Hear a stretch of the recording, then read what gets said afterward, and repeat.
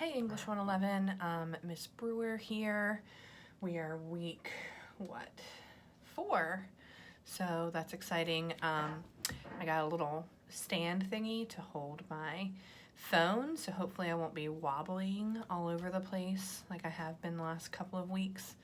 I'm going to go ahead and go through what you guys have to do this week, and give you a little bit of a lecture about some of the stuff that you're going to be working on, talk about the themes in A Raisin in the Sun, talk about how to use the LRC to find yourself an article. So a little bit longer of a lesson maybe.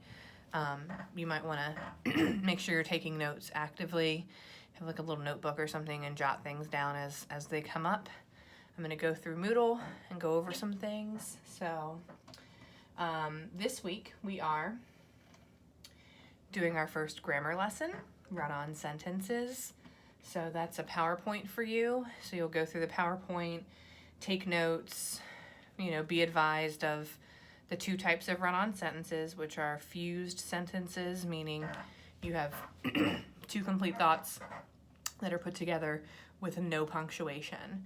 And then you have a comma splice, and that means that you have two complete thoughts that are put together with only a comma, and a comma is not the proper punctuation to bring those complete thoughts together. So in your PowerPoint, I tell you how to fix run-on sentences, so make sure you're aware of all of those things. And there is a run-on sentences practice for you for homework. If you click on explanation, please, if you don't understand how to do it or you don't understand how to fix it, it will kind of take you through and teach you when to use what types of punctuation. So be aware of that. All right. So use the PowerPoint, use the exercises. You'll have exercises again next week, and then the following week you'll do fragments, and then you're taking a grammar test when? The week of March 11th, and that'll be on fragments and run-on sentences, so just be aware of that. Okay, so back to this week. We are doing our grammar with run-on sentences, and you are finished with A Raisin in the Sun, so hopefully you took your quiz last week. Hope you did well. It was a really easy quiz. It was just based on if you read the play or not, so there's that. And now it's time to really talk about what's happening in A Raisin in the Sun and what are we going to do with it. So, if you have Moodle up, and if you don't, you might want to pause it now and then pull Moodle up and come back.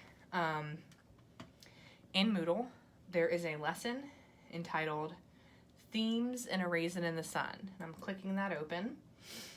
And here you have different themes. Now these are theme topics. So what that means is these are big topics that happen within the play. So within the play we talk about dreams, success and values. How does each character define success? What is symbolic of that success? Walter Lee sees it as material financial gain. He sees it as independence in his career through business ownership. And the liquor store is symbolic of that, right? Whereas Mama's looking at just having a home for her whole family, and that for her is success, that security. And then Beneatha's idea of success is through education. So those things are symbolic for how they view success. Relationships between men and women is another theme you can look into. How do Walter Lee and Ruth interact? How does Beneatha interact with her two male suitors? Of course, you have African American pride. So Beneatha has a lot of pride in her heritage, but she's really the only character. And why is that? What is stopping the other characters perhaps from pursuing that? And is it based on their generational age gaps? Is it based on their experiences? So that's the kind of stuff you want to look at. Obviously, race and racism is a huge topic throughout the play, and you can look at what is Lorraine Hansberry saying about race, what the effects of racism, what does racism do to achieving opportunities, to achieving your dreams, so on and so forth, okay? So that's another topic. And the generation gap, you can kind of intertwine into any of those things, all right? But the way that these different generations, Mama, Walter Lee, and Benitha, see success, the way they interact with Mr. Linder, the way they view the money, okay, either as something to settle in, something to invest, something to educate yourself, okay, that changes because of their generation and the experiences that they've had. And then you can look at symbolism in general. You could compare Langston Hughes's poem Harlem and say, how does each character kind of symbolize what happens to the Raisin in the Sun? And why did Hansberry choose to start her play with that poem, and which characters match which lines, and kind of look at those things, okay? So what we're going to be doing is we're going to be writing a literary analysis essay on A Raisin in the Sun. And in that literary analysis essay, you're going to choose one of these topics, and you're going to investigate what does the author say about that topic and how does she say it. So if I was going to say that Lorraine Hansberry uses Langston Hughes' poem Harlem to create these characters to demonstrate what happens when someone's dreams are deferred. And then I would go ahead and through the paper, I would match the character to the line from the poem, and I would find evidence as to what is their dream, how is it deferred, and how do they kind of symbolize that line, okay? That's kind of what I'm doing with the paper there. So I'm gonna use the play as one of my sources, but I need 2 additional sources, and these will help you when you find some sources, read through them, take notes to gather your ideas. You need to use 2 scholarly articles for this paper. So I'm going back to this week. I provide you with a scholarly article, Raisin in the Sun Critical Analysis Essay. Read this. Read this and look for things that match one of the themes that you're interested in and highlight those things, because you can use this article in your paper. So you'll read this article. This is the kind of article that we want. We want scholarly. We want it from the Library Resource Center, the LRC. And we want to make sure that it's about A Raisin in the Sun, okay? So I'm providing you with an article this week, all right? You need to read that article, and you need to think about what theme you want to focus on for your paper.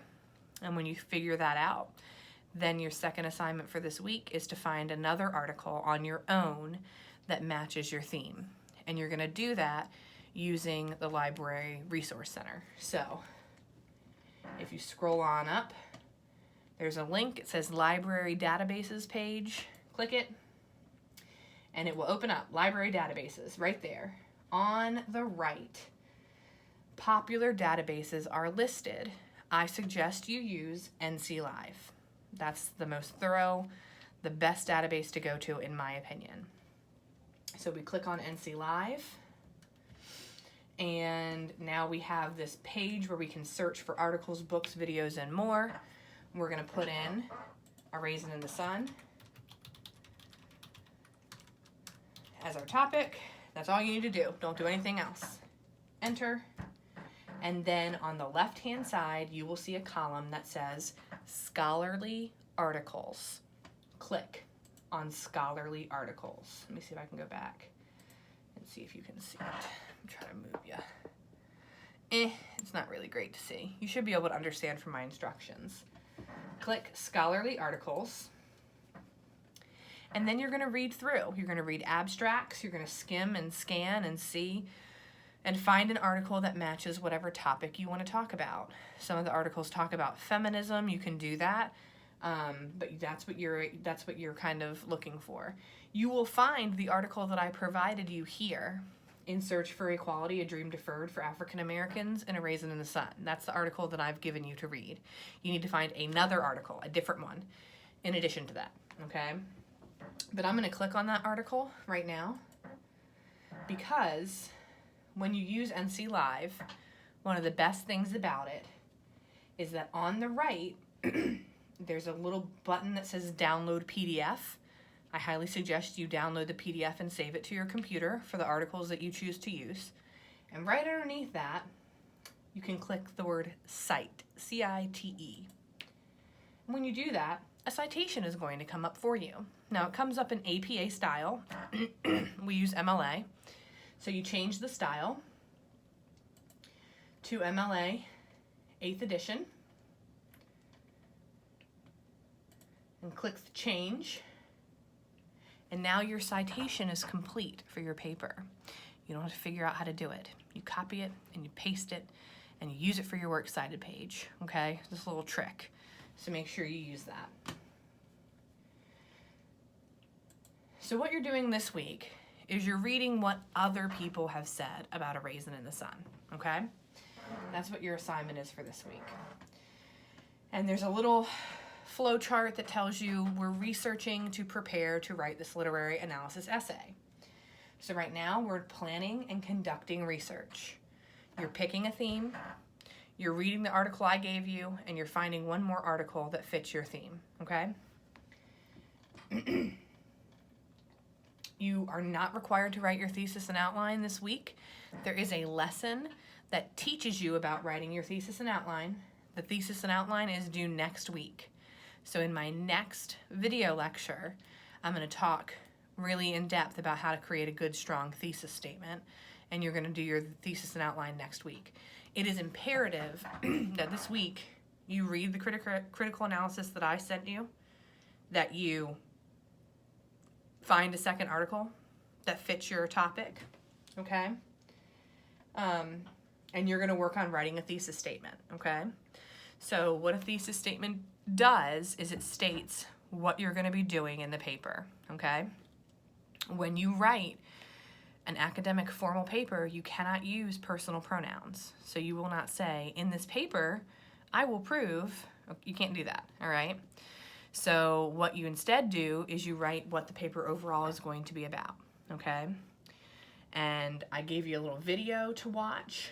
There's a lesson about what a thesis statement is, okay? And make sure you watch that video because it's super helpful, okay? Your thesis statement should be 1 to 2 sentences long. That's it.